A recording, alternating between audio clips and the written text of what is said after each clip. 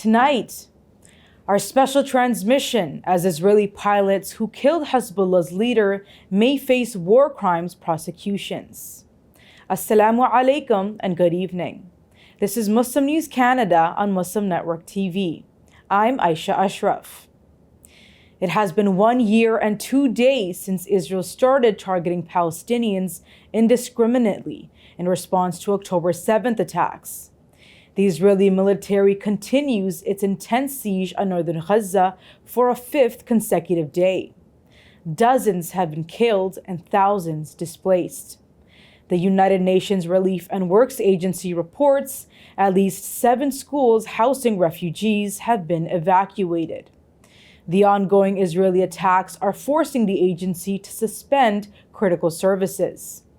In Lebanon, Hezbollah claims its fighters have repelled 2 Israeli incursions in the country's south. It appears the Israeli efforts to gain ground are faltering. The death toll from Israeli strikes in Gaza has risen to 42,010. 97,720 have been injured. The United Nations Security Council has issued a strong statement supporting Secretary General Antonio Guterres.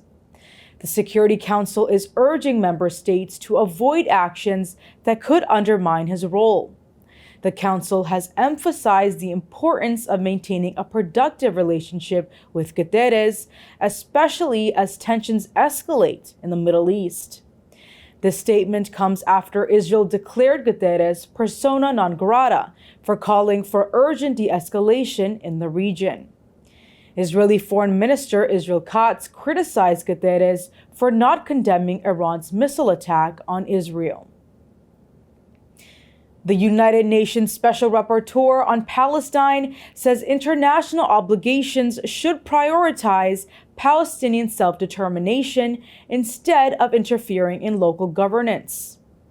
Francesca Albanese says Palestinian sovereignty exists independently of external recognition. Albanese has criticized the long-standing promotion of a two-state solution without genuine acknowledgement of both entities. She is urging that nations avoid meddling in Palestinian Authority reforms and elections. Instead, she says the international community should focus on ending unlawful occupations and dismantling apartheid. Albanese's comments come as violence in Gaza continues after 1 year of genocide. The U.S. has significantly increased military aid to Israel since October 7th. The aid has reached an unprecedented $22 billion. A report reveals $17.9 billion of aid has been provided in the past year alone. The amount surpasses the aid given during the 1973 Arab-Israeli War.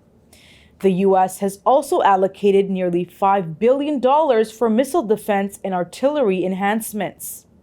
The Biden administration has also dipped into its own stockpile of military supplies to provide Israel with $4.4 billion worth of additional weapons. This unprecedented funding has raised concerns among lawmakers and human rights advocates. The authors of the report argue the U.S. has already spent the $2.4 billion appropriated by Congress and has tapped on additional funds to support the rotating deployment of 2 aircraft carriers. A report reveals the White House's trust in Israeli Prime Minister Benjamin Netanyahu's government is dwindling amid escalating military actions across the region. The U.S. is urging caution as Israel readies its response to Iran's recent missile attack. 4 U.S. officials have disclosed that Washington is not against Israel's reprisal. However, it is demanding measured responses due to potential repercussions for U.S. forces in the area. National Security Advisor Jake Sullivan says there is a need for clarity and transparency in communications. He has cited past instances where the U.S. was left uninformed, including the attack in Iran that killed Hamas leader Ismail Haniyeh. Pilots from the Israeli squadron responsible for the airstrike that killed Hezbollah leader Hassan Nasrallah are grappling with concerns over potential war crime prosecutions. The 69th Squadron executed the Beirut strike. Following the strike, Israeli forces launched further attacks believed to aim at Nasrallah's successor. While the pilots have reaffirmed their commitment to serve, they voiced unease over the legal implications of their actions. The squadron had previously protested against government judicial reforms, which can jeopardize legal protections for military personnel. Senior reservists expressed concerns that the reforms could leave military personnel liable to prosecution for war crimes by the International Criminal Court. Israel is currently the subject of an investigation by the International Criminal Court over its conduct of the war in Gaza. The Gaza Strip is experiencing a significant ecocide since the onset of war. Ecocide is defined as the deliberate destruction of the environment. It is recognized as a war crime under the Rome Statute. Reports indicate that Israel has dropped around 70,000 tons of munitions in Gaza. These include white phosphorus bombs, which are banned due to their severe ecological impact. The munitions have led to the poisoning of soil and aquatic ecosystems. There has been massive damage to agricultural lands and water resources. Studies show approximately 70% of Gaza's agricultural land has been damaged. Experts warn that the ongoing ecological destruction poses an irreversible threat to biodiversity and public health.